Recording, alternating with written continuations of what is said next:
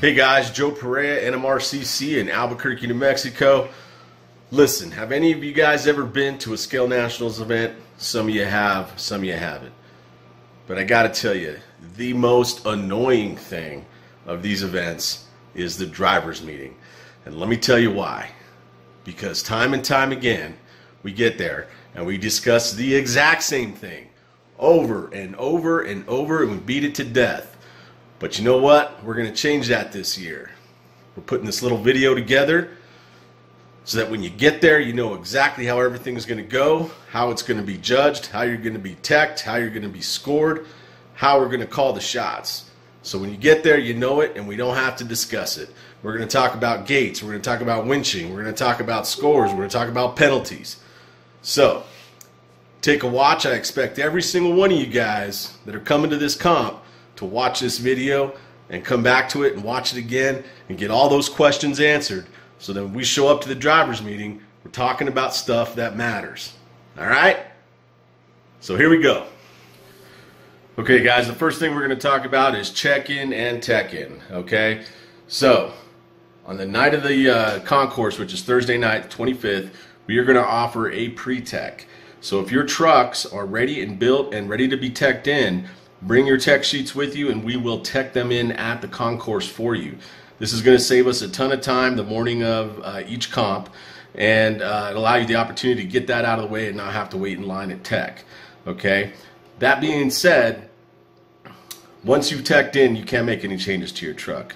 We will find you and you will go to scale jail. I'm serious.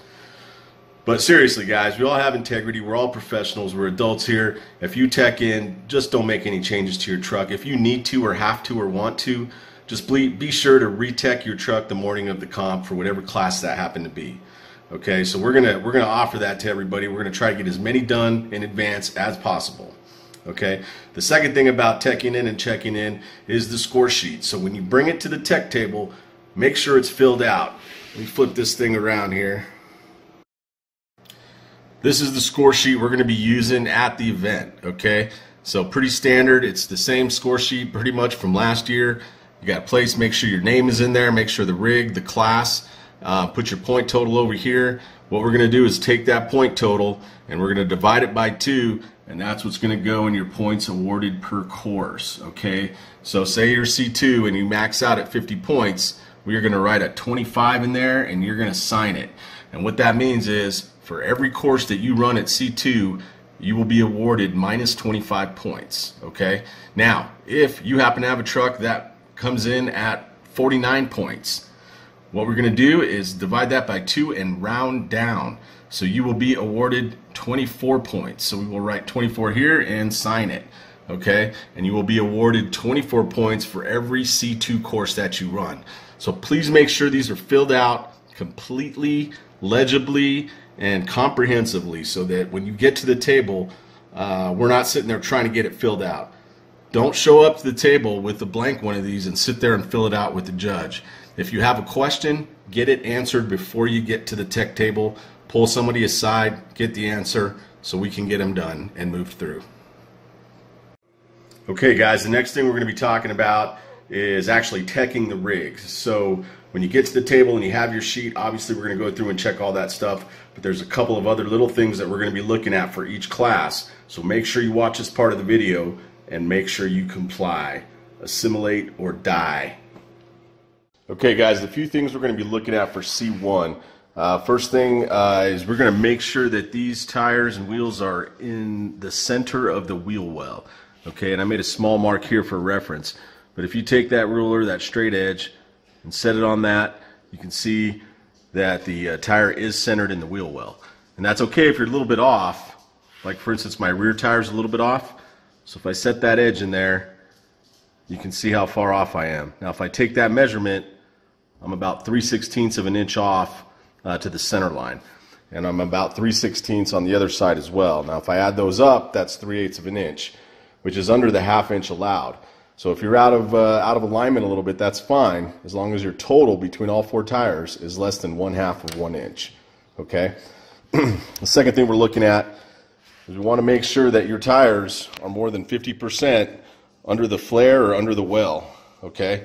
You can see here that I'm a little bit more than 50% under. Okay, so we're going to be looking at that. All right, the last thing we're going to be looking at is to make sure that your tires do not extend in front of your bumper. Okay, and if it's a little bit close, what we're going to do is a quick push test. I'm just going to push it up against the wall, and that bumper has to hit first. Okay, and you can see in that case it does. One thing to remember about that is the stinger and the fairlead do not count as part of your bumper. So those are the few things we're looking at for C1. Okay, the next truck we're going to talk about is the C2.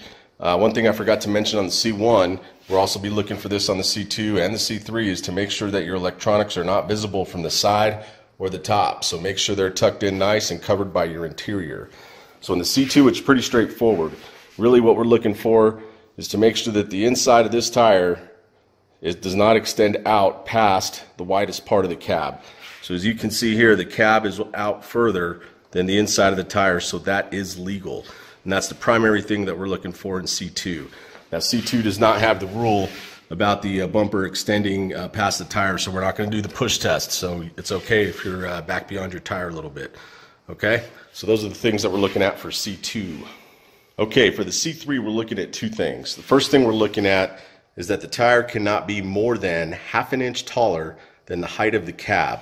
And where we're measuring the cab at is from the middle of the skid to the top of the bodywork, or the top of the body, or whatever you may be using. So for instance, we're going to take this measurement from the middle of the skid to the top of the bodywork, and we can measure it to the tire, and that tire cannot be more than ½ an inch taller. And you can see I'm a little bit shorter. You can be as short as you want, you just can't be ½ an inch taller than this measurement. Okay, so hopefully that makes sense. Please send us a question if you need to. The second thing we're going to be looking at is the distance between the side of the body and the inside of the tire. So there's a lot of mumbo jumbo in the rules about what that should be. But what it boils down to is I need to see 5/8 of an inch between the side of the body and the inside of the tire. And the way we're going to check that is we're going to have a stick that's 5/8 inches, and we're going to drop it in between here. And as long as it's getting held up by the body, you're golden. Okay? An example, and that would be legal. An example that wouldn't be legal, this one's for you, Scott Manis, is when I can drop this down and it doesn't touch the body, and I can go between each tire on the inside of the tires. That is not legal for C3. Okay guys, now that we talked about tech and rigs, I just wanted to say one thing. This is a national level event. We're not going to make any exceptions on tech. So take the measurements, take your time, ask the questions, get them answered early, and get the build done. And so at the end of this thing, no one can tell you that you were out of tech or out of spec or illegal, and you know it was right. The tech crew knows it was right, and you can walk away with your head held high. All right, guys. Okay, guys, now we're going to talk briefly about what you need to do when you get to the comp site in the morning. So there's three things you got to do. The first thing you got to do is check in and tech in. So if you didn't do that at the concourse, you will need to do it the morning of the comp. Okay, so that's the first thing. The second thing you need to do is assign yourself to a group. We're going to have 4 evenly distributed groups for the day. All right, so there'll be 4 boards up, and what you want to do is go up to these boards and just sign your name and assign yourself to a group. Now you obviously want to kind of be in the group with the guys that you plan on running with, or your spotter for the day. So make sure that you guys kind of group yourselves together. But in the end, what we're looking for is 4 evenly distributed groups, and you'll be assigned to a corresponding course for the start of the day, and then you'll move progressively through the courses on interval as we have scheduled. So we're trying to provide some organization to the flow of the comp, not this thing where we have 2 courses loaded up and we have 2 empty courses. So we're going to try to put some organization around that. So we'll explain a little bit more at the drivers meeting how that works. But anyway, so the third thing you got to do is get a picture of your truck. So we're going to have a backdrop set up. It's going to have all the sponsors, logos, and everything on it, probably a couple rocks in front, and we need to get your truck in front of that and get a picture of it. It's for promotional purposes, and we want to get a picture of everybody's truck. So those are the 3 things you got to do. You got to check in and tech in, assign yourself to a group, and get your photo of your truck. All right? Okay, guys, the next thing we're going to talk about is when you're actually out on the course running, the penalties. So we've got our obvious penalties. We've got our reverse. We've got our rollover, our gate, that kind of thing. But there's a couple I want to talk about just to provide some clarity and consistency throughout the competition, so that everything is judged the same and that everybody feels that they got judged fairly at the end. The first thing is winching, how to do it, how we're calling it at this event. What happens if you winch illegally, and show you a legal winch. Okay. The second one we want to talk about is repairs on course and off course, how that works, how it's penalized, what it does to your time. And the third thing we want to talk about is a gate float and the legality of a gate float and where it becomes illegal. So let's talk about those three things, guys. Here we go. Okay, guys, real quick, the first thing I wanted to show you was the actual winch sticks that we're going to be using at the comp. So we've got several of these already built, but this just gives you an idea of the length and the scale of the winch stick. What you've got on here is you've got 3 points of connection. You've got some options here, so you can go at 4.5 inches, you can go at 9 inches high, or you can turn the stick around, and I have a cable connection that's right in the middle. So you got a few options in terms of how you want to hook up. One thing with this high hook, guys, you want to make sure, and you want to make sure that your spotter isn't using that as a lever to pull the truck. If we see it happen, we're going to ding you. Pause time, repo, +10, +3 for the winch. Don't let it happen. Okay, so now we're going to talk about a legal winch. A legal winch. So if you get in a position, or maybe your truck can't make the climb, or whatever the case may be, and you need to find yourself in a winch position, first thing you need to do is tell your judge you're going to winch. Do that by saying cable or winch. Let your winch out. Make sure your vehicle's stable. If your vehicle shifts or moves at any point during this operation, we're going to pause time, we're going to reposition you to the last gate progressed, and we're going to charge you 10 points, plus the winch. Once you have your winch out, go ahead and tell your spotter where you want the stick to be. And the only thing the spotter can do is set the stick and pick the stick up when you're done. There's nothing they can do in between. They can't shake it loose. They can't help you hook up. They can't help you disconnect. Okay? So we get that set.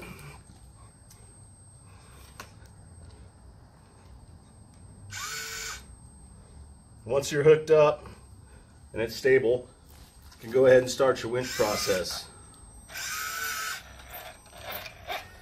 Get over the obstacle.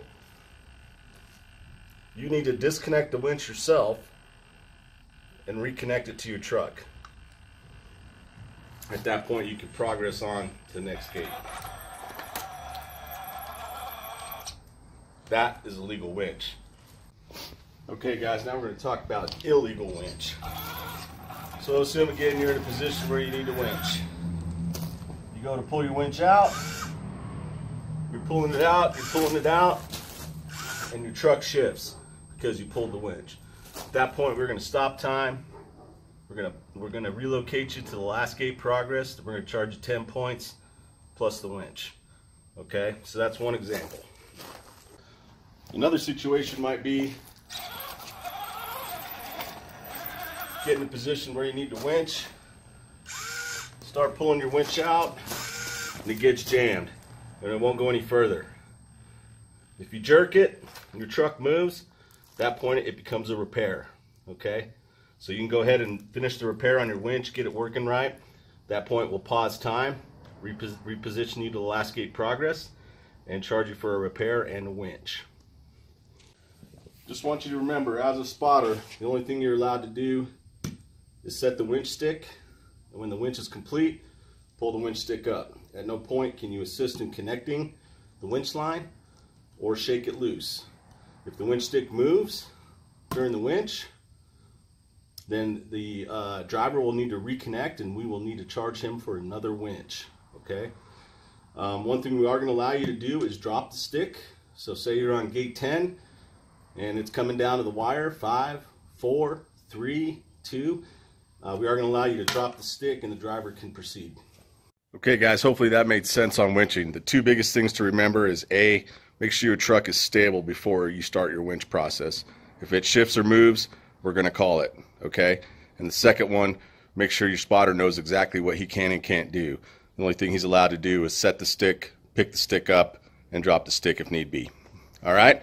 So if everybody complies with those rules, we're going to have a nice, happy time winching at Zia Scale Nationals. Okay, guys, the next thing we're going to talk about is on-course and off-course repairs, okay? So assume you get into a scenario, driving along, truck breaks, you need to take a repair. So depending on the severity of the repair, you can call an on or off-course repair. So in this scenario, we're going to call it an on-course repair. The time is going to continue to run. We're going to make the repair. Repair can be anything from fixing a tire, changing a battery, connecting a winch, anytime you have to stop and touch the truck, okay? Once the repair is complete, notify the judge. He will stop time. At that point, we'll take your truck, we'll relocate it to the last gate progressed, and you can continue your run. The next type of repair is the off-course repair, which we are going to allow for this competition. So say you get into a scenario where your truck is brakes on the course. You attempt to repair it and make the determination that it is going to be an off-course repair. Please notify the judge at that point. What he'll do is he'll stop time. Let's assume for a second you have 3 minutes left. He will deduct 1 minute from that time, write down 2 minutes, charge you the repair, and write down the last gate that you previously progressed. At that point, you have 30 minutes to go make the repair and return to the course. Once the repair is made, we will set you at the last gate you progressed, and you can continue to run with the amount of time you had left before the repair and the deduction, which in this case would be 2 minutes. Okay, guys, the next thing we're talking about is floating a gate. So let's assume during the normal process of your drive, you're passing through a gate marker. And in this case, our left rear lifts up off the ground, goes over the top of the gate, and progresses through. That is considered a legal progress. Okay? Let's assume for a second that this bottom end of this tire on the inside is outside that gate. That will be a gate penalty. Okay? So legal, illegal, legal, illegal. We're calling it that easy and that clear. Hopefully that makes sense. Hey guys, so just a couple more notes on judging and running the comps. So the point out for this event is 60 points. So at any point during your run, you accumulate 60 points worth of penalties. Your run is over. You will receive a DNF, and don't forget, in scale, a DNF costs you an additional 20 points. So we are invoking those rules. Secondly, the area that we're at, there's, it's on rocks, it's jagged, it's dangerous. We don't want anybody getting a mechanical injury. So please use your safety timeouts. Do not use your timeouts to answer a phone call or light a cigarette or whatever the case may be. Those are strictly reserved for moving from point A to point B in a safe manner, okay? You're not allowed to use that time to survey the course or make decisions about your run, all right? If there's a gate out of position, please call it timeout so the judge can fix it. Other than that, that's about the only exceptions for timeouts. And then one of the more important things is please don't argue with the judges. What the judges call is the judge's call. So if there's a discrepancy, pull aside the lead judge, and we're going to announce that during the driver's meeting as to who that is. But get it hashed out. But we just ask that you do not argue with the judges. Their call is final, okay? Period. And then the last thing I just want to touch base on, because it seems to be a sensitive subject with some people, is coaching, the spotter coaching the driver. We're asking that you kind of keep that to a minimum. I mean, we're okay if you get your driver from gate 1 to gate 2, hey, come over this direction, or, the course is, over here, and this is the direction of the gate, to that extent. What we ask you don't do is, get very granular with it, meaning, hey, put your left tire on the corner of this rock, come forward, rear steer here and go up there. We're just asking that you kind of keep that to a minimum. You know, you can help them and coach them a little bit, but don't go overboard, all right? And so that's kind of it for the last couple things. So I think if we all comply, stick to these rules, understand these rules, come back and watch this video and reference it, we're going to have a really good time at Zia Scale Nationals, and that's really what it's about. So thanks, guys, for watching. I appreciate it. Joe Perea, signing off. It's time to roll a cold rock job.